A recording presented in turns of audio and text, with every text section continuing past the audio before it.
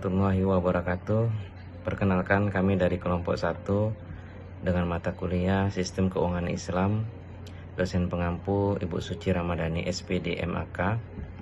Pada kesempatan ini kami akan memaparkan tentang landasan syariah Al-Quran, hadis, ijma, qiyas, dan fikih muamalah. Yang pertama, Al-Quran sebagai sumber utama hukum syariah. Al-Quran adalah kitab suci umat Islam yang diyakini sebagai firman Allah Subhanahu wa Ta'ala yang diwahyukan kepada Nabi Muhammad SAW melalui malaikat Jibril. Sebagai wahyu yang mengandung petunjuk hidup, Al-Quran memiliki kedudukan tertinggi dan utama sebagai sumber hukum syariah. Segala ketentuan hukum, aturan, dan prinsip yang menjadi dasar aturan kehidupan umat Islam berakar pada Al-Quran. Dalam sistem hukum Islam, Al-Quran berfungsi sebagai landasan paling primer, absolut, dan otoritatif yang dijadikan acuan utama dalam penetapan hukum, baik dalam aspek ibadah, muamalah keluarga, pidana maupun politik dan negara. Dalam hierarki sumber hukum Islam, Al-Quran menempati posisi paling tinggi dan utama di atas sumber hukum lain seperti hadis, ijma, dan qiyas. Hal ini karena Al-Quran adalah wahyu langsung dari Allah yang bersifat final, sempurna, dan terjaga kemurniannya dari segala bentuk perubahan ataupun pencampuran. Al-Quran sebagai sumber hukum memiliki karakteristik yang khas, yaitu yang pertama universalitas, yang kedua abadi dan tidak berubah, yang ketiga mencakup berbagai aspek kehidupan, yang keempat mengandung prinsip-prinsip dasar, yang kelima terdiri dari hukum pasti dan bersifat interpretatif. Dan selanjutnya akan diteruskan kepada rekan-rekan kami. Hadis sebagai penjelas dan pelengkap Al-Quran.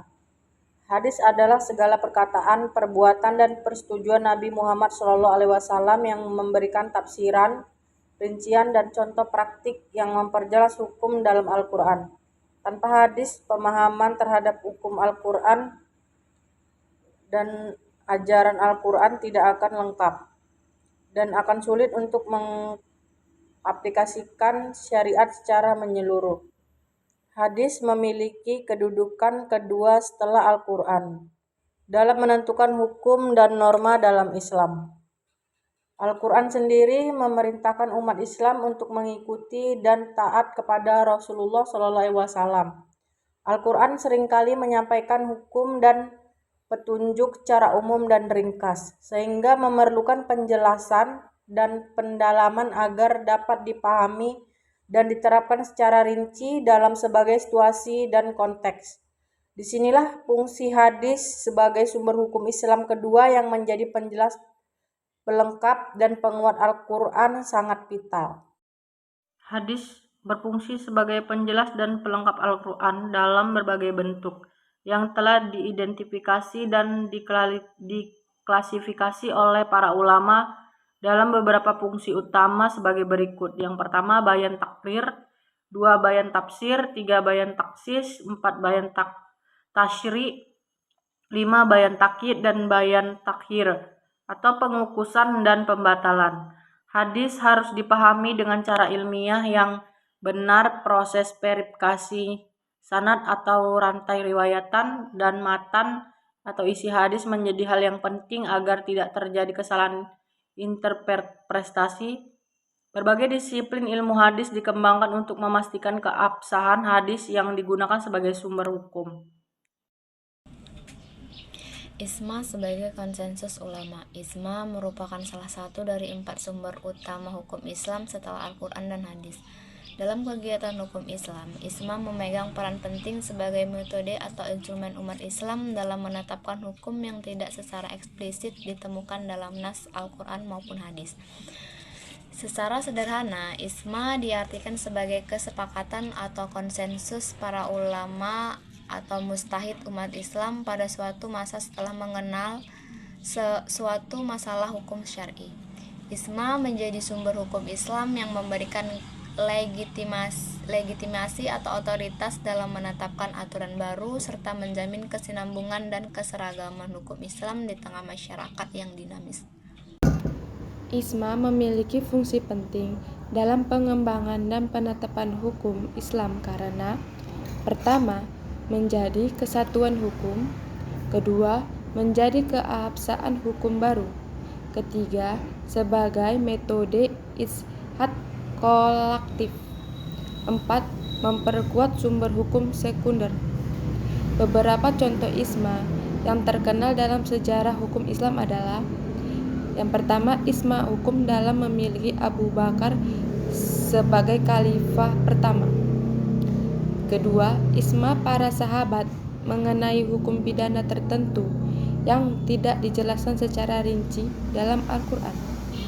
3. Memiliki dalam pembahasan hukum transaksi baru yang muncul setelah Nabi wafat.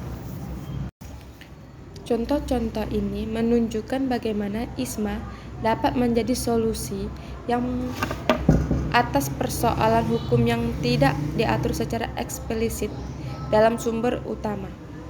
Dalam ranah bisnis syariah, isma menjadi acuan penting dalam menetapkan halal dan haramnya jenis transaksi yang baru muncul. Meskipun isma memiliki kedudukan penting, terdapat beberapa tantangan dalam penerapan seperti kesulitan membuktikan keabsahan isma dalam konteks modern di mana konsensus menyeluruh sangat sulit diarahi. Beberapa majas bahkan berbeda dalam mengakui validasi isma. Misalnya, menurut beberapa pandangan Syiah, isma hanya sah jika melibatkan para imam maksum dari garis keturunan Nabi. Dan kias sebagai metode analog. Dalam sistem hukum Islam, selain Al-Quran, hadis, dan ijma, sumber hukum keempat yang sangat penting yaitu kias. Kias merupakan metode analog yang digunakan untuk menetapkan hukum pada suatu perkara baru yang tidak secara eksplisit disebut dalam hukum Al-Quran maupun hadis.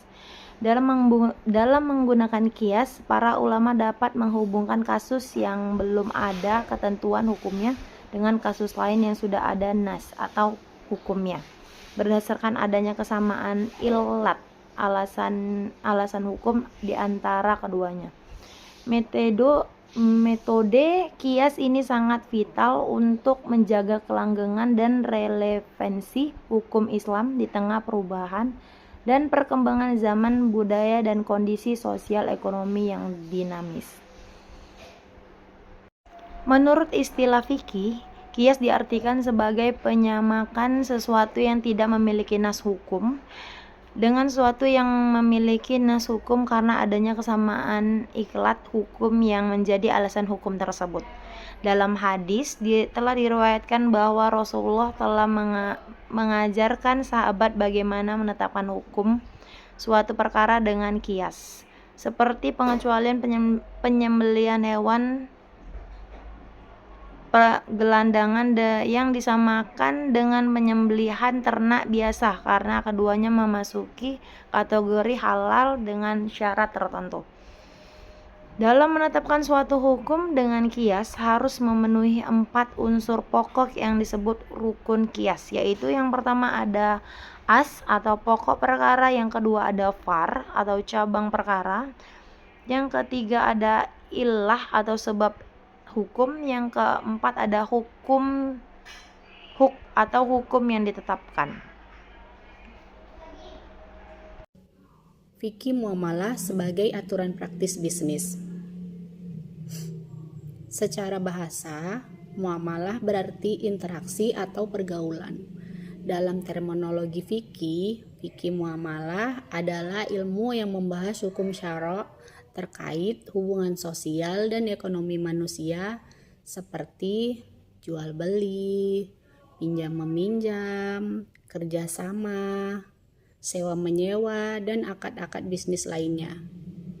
Fikih muamalah menjadi panduan agar semua transaksi dilakukan secara adil, jujur, dan sesuai perintah Allah Subhanahu wa Ta'ala sebagaimana tertuang dalam Al-Quran dan hadis.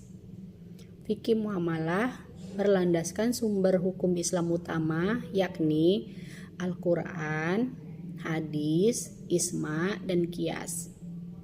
Adapun prinsip-prinsip dasar fikih muamalah yaitu 1. Kehalalan dan keberkahan, 2. Keadilan dan kesetaraan, 3. Larangan riba atau bunga, 4. Larangan gharar atau ketidakpastian, 5. Larangan masyir atau perjudian.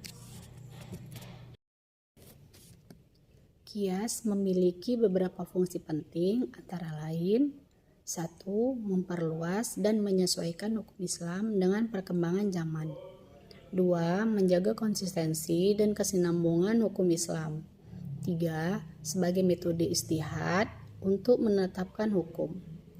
Kelebihan qiyas adalah fleksibilitas dan kesesuaiannya dengan perubahan sosial serta kemudahan penetapan hukum baru berdasarkan prinsip umum yang sudah ada. Namun, qiyas juga memiliki keterbatasan karena bersifat analogi dan tergantung interpretasi yang bisa berbeda antara ulama. Perbedaan pendapat dalam penerapan qiyas sering muncul dalam berbagai mazhab yang menjadi bagian dinamis dalam ijtihad hukum Islam. Baiklah, terima kasih kepada rekan-rekan yang telah menyampaikan materi tentang landasan syariah Al-Quran, hadis, ijma, qiyas, dan fikih muamalah. Mungkin masih banyak kekurangan di sana-sini, baik pembuatan video, penyampaian, dan penyajian materi. Untuk itu kami mohon maaf dan saya akhiri. Wassalamualaikum warahmatullahi wabarakatuh.